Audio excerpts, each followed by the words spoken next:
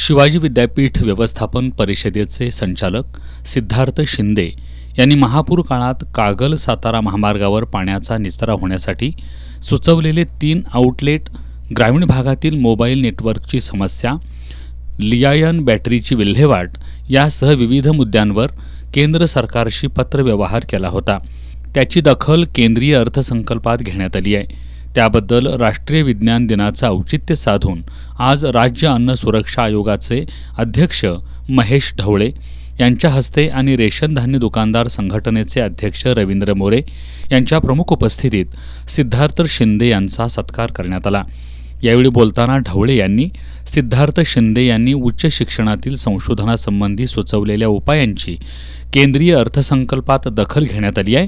हा केवळ त्यांचाच नव्हे तर शिवाजी विद्यापीठाचाही गौरव असल्याचे गौरवोद्गार काढलेत.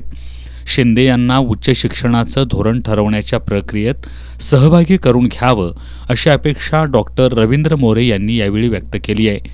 यावेळी चंद्रकांत यादव, निवृत्ती दिवेकर, प्रवीण पाटील, राजू हत्तरकी, अमोल रांगोळे आदी उपस्थित होते.